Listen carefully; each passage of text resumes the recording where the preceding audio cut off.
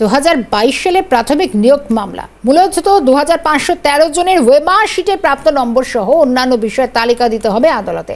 জুলাইয়ের মধ্যে শীর্ষ আদালতে দেওয়ার নির্দেশ। 2022 প্রাথমিক নিয়োগ প্রক্রিয়ায় যে 9500 জন নিয়োগ সম্পন্ন সেই সংক্রান্ত অন্তর্বর্তী নির্দেশকে আপাতত বহাল এই সিদ্ধান্ত। 2572 ইন্টারভিউর পরও কেন নিয়োগ তালিকা প্রকাশ হয়নি? শীর্ষ আদালতের এই প্রশ্নের উত্তরে পর্ষদ জানায় 49 জনের ডকুমেন্টসের ক্ষেত্রে কিছু সমস্যা রয়েছে। ইন্দ্রাণী রয়েছেন আমার সঙ্গে টেলিফোন লাইনে। ইন্দ্রাণী, কি জানা যাচ্ছে?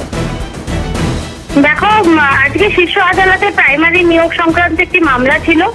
বিচারপতি বোপান্না এবং সঞ্জয় কুমারের বেঞ্চে এই মামলায় আজকে চাকরি প্রার্থীদের পক্ষ থেকে আইনজীবী পাটোয়ারিয়া সওয়াল করেন যে এখনো পর্যন্ত বেশ কিছু নিয়োগ কিন্তু বাকি আছে। তিনি যেটা বলেন যে এই নিয়োগ প্রক্রিয়ায় যে নিয়োগ প্রক্রিয়া হয়েছে সেখানে ইতিমধ্যে 9500 জনের চাকরি পাকা হয়ে গিয়েছে, তারা চাকরিতে জয়েন করছেন, কিন্তু 2513 জন বা 2572 জনের চাকরি এখনো কনফার্ম করা হয়নি পর্ষদের পক্ষ থেকে। কেন এই বিচারিতা?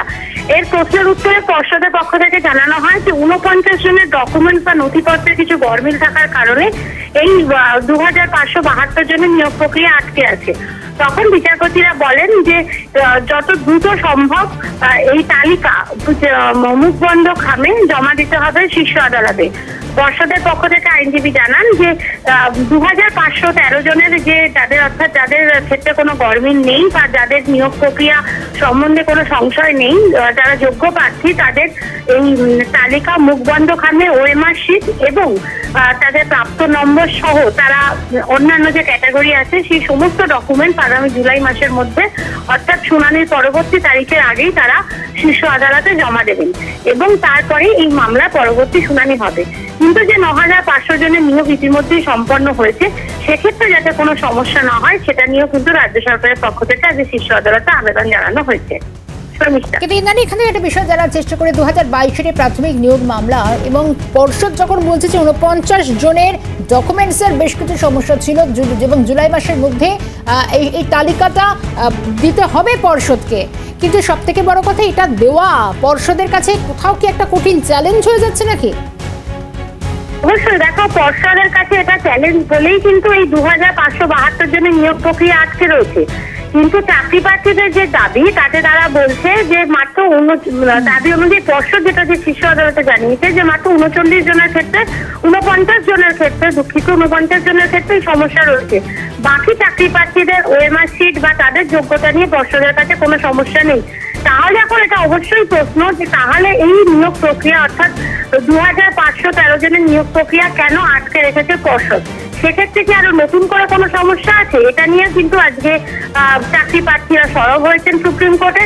এবার পর্ষদ কি তালিকা দেয় এবং সেই তালিকার বিচারে শীর্ষ আদালত কি সিদ্ধান্ত নেয় সেদিকেই আমাদের নজর থাকবে। তবে এই বিষয়ে কোনো সন্দেহ নেই যে পর্ষদের কাছে কিন্তু অবশ্যই এই 2513 জনের যে তালিকা সেই তালিকায় রেডি আছে কি নেই, বা তারা যদি রেডি থাকে তাহলে তারা এখনো স্পষ্ট হচ্ছে না যে পর্ষদ আদৌ এই তালিকা দিতে পারবে কি পারবে না।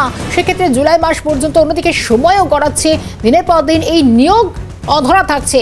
তাহলে এই 2022 প্রাথমিকের নিয়োগের এতগুলো সেই নিয়োগ তো অধরাই থেকে যাচ্ছে, গোটা বিষয়টি ঝুলে রইল। একদমই, দেখো, গোটা বিষয়টা যেমন ঝুলে রইল তেমনই তোমাকে কয়েকদিন আগের একটা রেফারেন্স দেবো।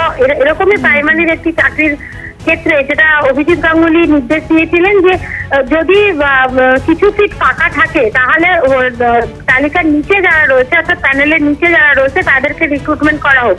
কিন্তু সেই সময় শীর্ষ আদালত জানিয়েছে যেহেতু প্যানেলের সময় উত্তীর্ণ হয়ে গেছে সুতরাং নতুন করে রিক্রুটমেন্ট করা যাবে না। এক্ষেত্রেও কিন্তু সেই একই সমস্যা, 2022 প্যানেল ইতিমধ্যেই 2024 চলছে। যদি প্যানেলের সময়সীমা উত্তীর্ণ হয়ে যায় তাহলে কিন্তু এই রিক্রুটমেন্ট আর হবে না। ফলে এই 2572 জন যোগ্য চাকরি প্রার্থী বা যাই বলো তুমি ভবিষ্যতের উপরেই নির্ভর করছে প্রাথমিকের নিয়োগ এই মামলা 2022 অন্তত। ধন্যবাদ জানাই। সঙ্গে ছিলেন ইন্দ্রাণী দাশগুপ্ত।